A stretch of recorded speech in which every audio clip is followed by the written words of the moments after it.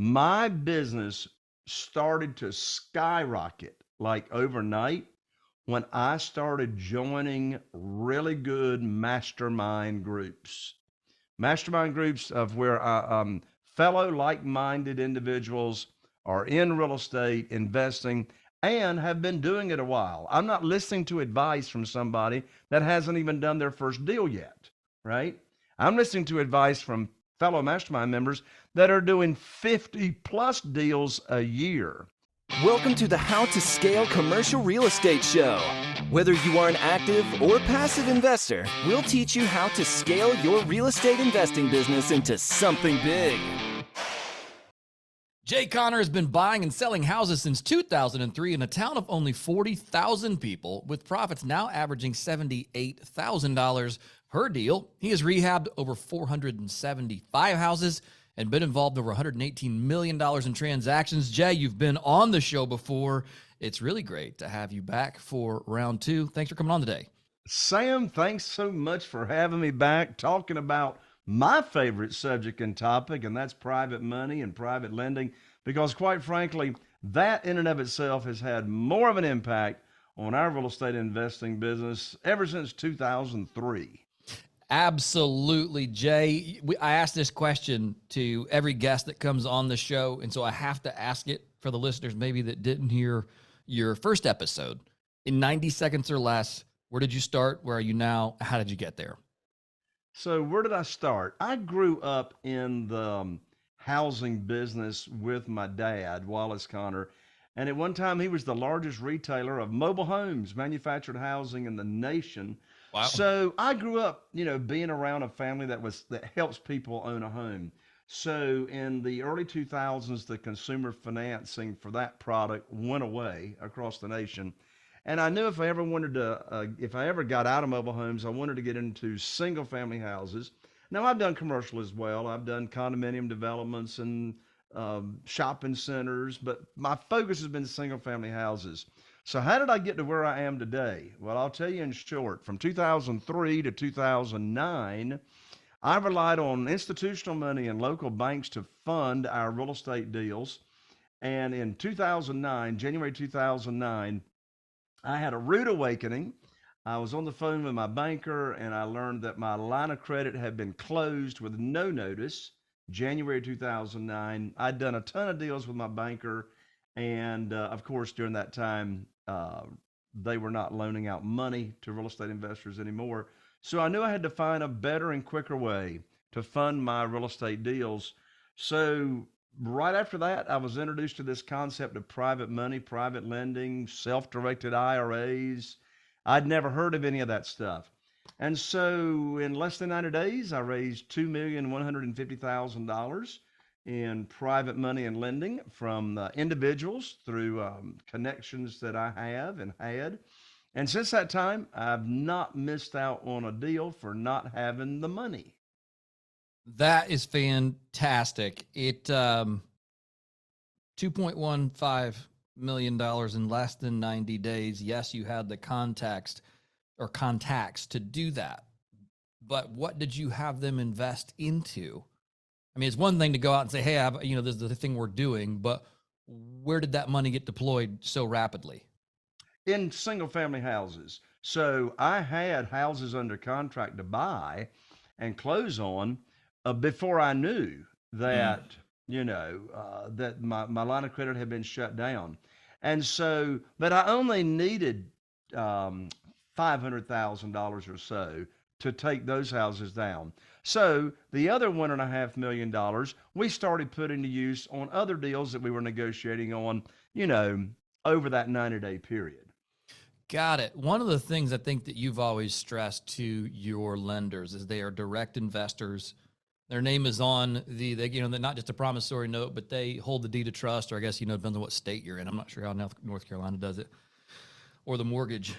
Is that still the case today? That is the case. Everything that we do with single family houses is what we call one-offs. So what do we mean by a one-off? Well, a one-off is that you've got a private lender, which, by the way, again, we're not talking institutional money. These are individuals. These are human beings, just like you and me, using their investment capital and or their retirement funds to invest in our deals. And so you have a private lender or maybe a couple of private lenders that are funding a single family house. And as you said, they get they get the same protection as a bank. Right. They get a promissory note, they get the mortgage or the deed of trust here in North Carolina that collateralizes that note. So we're not borrowing unsecured funds. They get named as the mortgagee on the insurance policy. That's another layer of protection. We name them also as additional insured on the title policy. So we give them the same protection as the bank. So the private lenders are not having any kind of equity position. It's not joint venturing. The private lender acts in the same capacity as the bank, and it is our entity, our company that owns the properties. Right, right. And that makes perfect sense. And for those of you who are listening to this going, wait, Sam, why are we talking about private lending on single family homes on the How to Scale Commercial Real Estate podcast? It's because the principles are the same. Not only do I think the principles are the same in the way that you can utilize this strategy in commercial real estate, because I think, as you mentioned, you may have done that with shopping centers and with other things. But it also could give you something else in your tool belt, another way to think about how to take down a deal, because there's not a one size fits all approach to how we finance and take down assets, even on the commercial. And I think even especially on the commercial real estate side, where you get into some very, very creative financial structures. So this may be just one more thing in your toolbox that you can go, oh, here's a way I can plug somebody in I know that has a lot of capital that maybe could help us get this deal done. So very cool. It sounds to me, when you mention all of this, like you have to have a great team behind you that is able to get all these I's dotted and T's crossed. Otherwise, this becomes an administrative nightmare. Absolutely. The team is so important. So who are the team members? Well, first of all, it's my opinion, you're not really in business as a real estate entrepreneur or investor until you have a relationship with an excellent real estate attorney. As a matter of fact, our real estate attorney is right next door, down the sidewalk about 10 feet. So that's pretty convenient. I've been I've been using the same firm, the same group of people ever since 2003 when we started. So we got a long history of relationships there. So the real estate attorney is important. I am not a realtor. I don't want to be a realtor. But my relationship with my realtors are very, very important. My primary realtor that I've been doing business with that helps me find deals, pulls all my CMAs for me, comparative market analysis, gives me opinion on value. His name's Chris. We've been together doing this thing ever since 2004, the second year that I started. And so the realtor relationship is so important. And then, of course, my team members. I've got a full-time acquisitionist that's been with us for 18 years. But what in the world is an acquisitionist? Acquisitionist negotiates the deals. I make the decisions, based on what I want to offer on properties and et cetera. And then I've got my project manager. So I have two project managers that oversee the houses that we're doing on rehabs. So they go out and they estimate the repairs and budgets when we're actually rehabbing a house. And by the way, as a side note, private money is not just for rehab business. Private money is when the seller of any kind of property requires all the cash. Now, of course, we're familiar with all kinds of creative ways to buy houses and commercial properties and et cetera. When you're in the commercial space, of course, self-storage and all that kind of stuff, very popular to have seller financing, take back a note. With single family houses, we will, buy houses sometimes subject to the existing note, where the owner agrees to sell us their property and we agree to make the payments on their current mortgage and leave that in place. But at the end of the day, and Sam, I think you will agree, at the end of the day, particularly in the world of single family houses, most of the time, as in 87% of the time to be exact, the seller requires all the cash. So having the cash ready to go is going to allow you to make more offers and not miss out on any more deals. But back to the team, acquisitionist is very, very important. And I have a full-time personal assistant that runs my calendar, schedules my appointments, and etc. But let me go back to day one. It didn't start out this way. Day one. I mean, Jay Connor was running around with his hair on fire, 60 plus hours a week, trying to do everything myself. Hmm. And I learned a very, very important lesson. You cannot scale. You cannot grow if you try to do all this stuff on your own. So I set out on a quest after I'd been in this business for about 3 or 4 years to start automating, delegating everything that I can, and to only be involved in the activities in the business that I really enjoy. Right. So today, what do? Well, I make decisions. It's my job to make sure the marketing machine with motivated seller leads are coming into the funnel every day, every week. Because I say if you don't have consistent leads coming in all the time, you're not in business, you got a hobby, right? So I make sure the marketing leads are turned on. And another important part about communicating with my team is the proprietary software that I use, communicating with the entire team as to where we are with any given deal. That's why, with the team in place and our software of communicating with each other, regardless of where that deal is in the pipeline, that's how I'm able to run this business in less than 10 hours a week. Right. And that, yeah, you've hit on the team systems. I mean, that stuff takes time to build, and it goes back to the 7 habits of highly effective people. I think I'm Yes. thinking of the third. Oh, what is the third chapter where they talk about not efficiency, but it's something along those lines where they have the matrix where it's urgent, not urgent, important, not important. Oh, right. You know what I'm talking about? Where it's like Yep. most people spend like 80% of their time in the urgent, important Yes. category, which is crisis mode, That's right. where we That's need to right. be spending the inverse, 80% of our time in the not urgent, important category. In That's those, right. Well, if you're in the reactionary mode, right, versus focusing on growing your company and making it better and putting systems in place, then your company's never going to grow if right. you're in the reactionary, box. Does building team and system, does that come naturally for you, or is that something you've honed over time?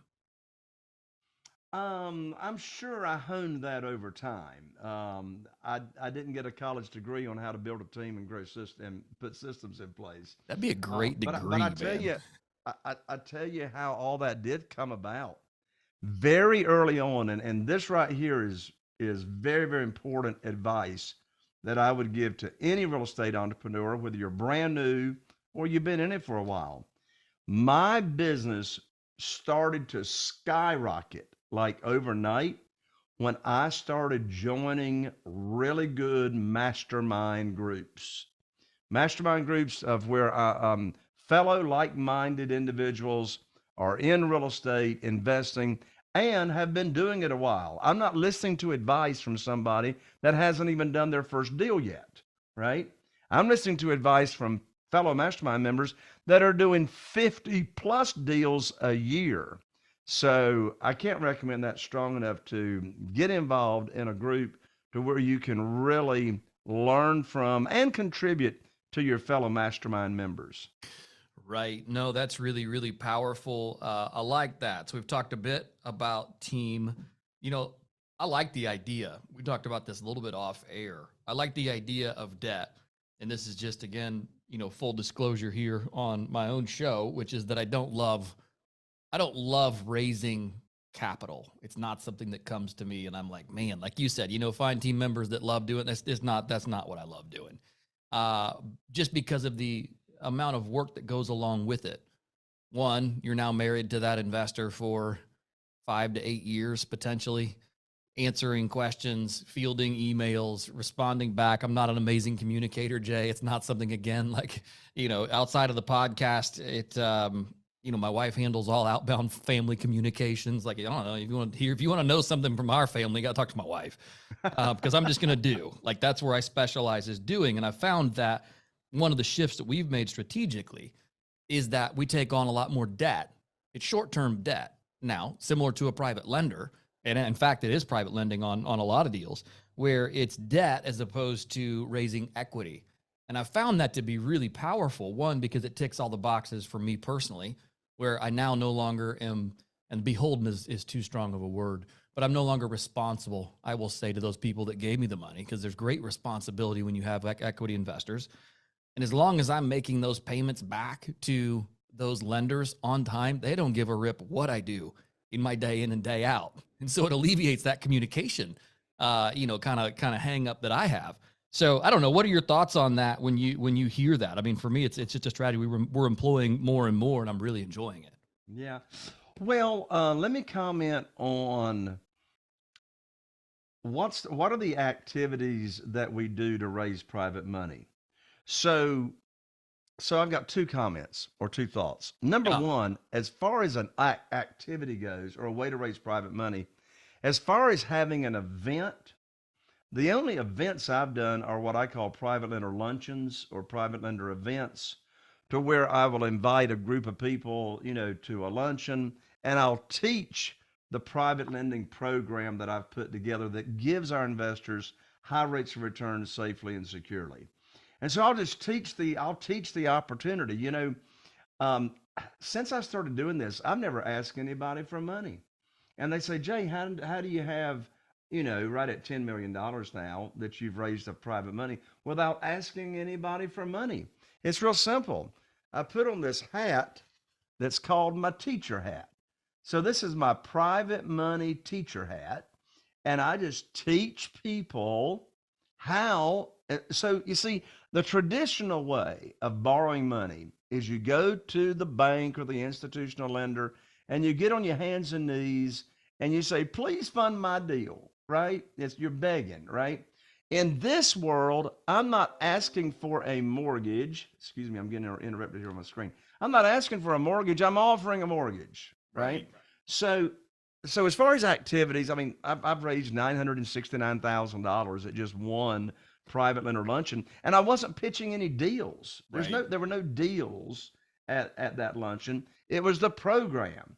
So they tell me what they want to do and how much they got to work with, and then I call them up with the good news phone call. Well, what in the world's the good news phone call? Well, Sam, let's say you're one of my private lenders, and you've told me you got $150,000 to invest, and let's say I got a house with an after repaired value of $200,000 over in Newport. So I pick up the phone. Believe it or not, we still have handsets here in North Carolina with cords attached to them. But anyway, I pick up the phone and I call up Sam, and you and I have a little chit chat. And then here is the script. Here's the script Let's hear it. on the good news phone call. I say, Sam, I got great news. I can now put your money to work. You see, side note, you've been waiting for the phone call. You've been waiting for me to put your money to work because you told me you've got this. And by the way, Sam, if you had retirement funds, and I've introduced you to the company that I recommend, where you can move retirement funds tax-free, no tax effect over, and then you can loan that money out and earn tax-deferred or tax-free income, you're really waiting for the phone call because you've moved the money over at my recommendation, and you're not making any money until I put it to work. So back to the script. I call you up. I say, Sam, I got great news.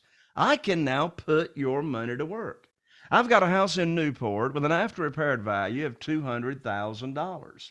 Now, the funding required for this house, this property, is $150,000. Closing is going to be next Wednesday.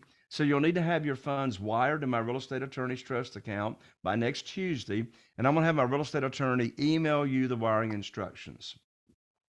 That's the end of the conversation. Notice I did not ask Sam, do you want to fund the deal? That's the most stupid question in the world I could ask Sam. Of course he wants to fund the deal. He told me he's got $150,000 to put to work. He's waiting for me to put it to work. And I don't have to pitch the deal because I'm not going to bring a deal for Sam to fund that doesn't fit the criteria of the program that I already taught him as to how it works. For example, part of the program is I'm not going to borrow more than 75%. I'm not going to allow my private lenders to loan me more than 75% of the after repaired value of the property. I didn't say of the purchase price. I said of the after repaired value. So did you hear those numbers? The after repaired value, which I told Sam was $200,000. The funding required is $150,000. That's 75% of the after repaired value. And so, one question I got on another show yesterday, Sam, was when you're looking what I'm getting ready to say is probably the most important thing I will say on this show. One question I got yesterday was, Jay, when somebody's looking to start raising private money and they've never raised it before, what's the first thing they should do? I said, that question is easy. The first thing they should do is get their mindset right. It's hard to own real estate until you own the real estate in between your ears. So what do I mean by that? How do you get your mindset right? It's this whole idea of you're not asking, you're not begging, you're not chasing, you're not selling, you're not persuading, you are educating. You're an educator. Of my 47 private lenders that we've got right now, not one of them had ever heard of private money or private lending until I educated them on what it is. All my private lenders, none of them are sophisticated. They're normal people, just like you and me. By the way, where's a great place to start making your list as to potential private lenders in your world? Retired people. There's a good chance retired people have got retirement funds, and now you can educate them on what self-directed IRAs are. Not one of my 47 private lenders had ever heard of what a self-directed IRA is. And so over half of our private lenders are using their retirement funds to invest in our deals and be our private lenders. So that's the first thing. You're an educator, right? Sometimes people say, Jay, they may not say it directly, but if they've never raised private money, they got a fear of rejection. Here's my question. How can you be rejected if you're not asking anybody for anything? That's a very, very good point. It goes, the other way to look at that is the answer is always no. It's no before you ever made the call. So if it doesn't work out afterward, where are you? The same place you started. It's like, by the way, there's a really good book I recommend, and the title of it is Go for No. Have you ever heard of that book, Sam? Not, You haven't heard of Go for No? Man, I was going to look over there on my shelf and just see if I had it handy. It's a really, really thin book. You can get it on Amazon, but quick read. But the premise of the book is don't go for yes. Go for no. Go for no. Right. And it's just a whole reframing of how you get a bunch more yeses when you're going for no. I love it. Jay, you had one other thing that you wanted to give away here to our listeners today, which I think will be of value. How do they get that? Absolutely. Yeah. So the first time I was on your show, I gave away my ebook, but now we're taking it to the next level. So here is my recent book, Where to Get the Money Now, and subtitle, How and Where to Get Money for Your Real Estate Deals Without Relying on Traditional or Hard Money Lenders. You can't even get this as an ebook to download. I'll actually mail this to you, priority mail, 3-day priority mail. I'll autograph it and just cover shipping. And so here's the URL to get this book shipped out to you right away. www.jayconner.com/book. That's jayconner.com/book. I'll rush it right out to you. It walks you through, easy read, step by step, how to get all the money and funding for your real estate deals you would want. And by the way, as Sam said at the beginning of the show, the principles are the same, whether you're raising money for commercial or you're raising money for single family. Thank you, Jay, for coming on the show today. I certainly appreciate it. It was great to have you back on, and thank you also for that giveaway there to our listeners. I myself will end this call and probably send the book to my house because you never know what you're going to learn. So get the book if you're listening to this show. I'm sure it's packed full of great stuff. And Jay, thank you again for your time. Thank you, Sam. God bless you. Hey, thanks for listening to the How to Scale Commercial Real Estate podcast. If you can do me a favor and subscribe and leave us a review on Apple Podcasts, Spotify, Google Podcasts, whatever platform it is you use to listen, if you can do that for us, that would be a fantastic help to the show. It helps us both attract new listeners as well as rank higher on those directories. So appreciate you listening. Thanks so much and hope to catch you on the next episode.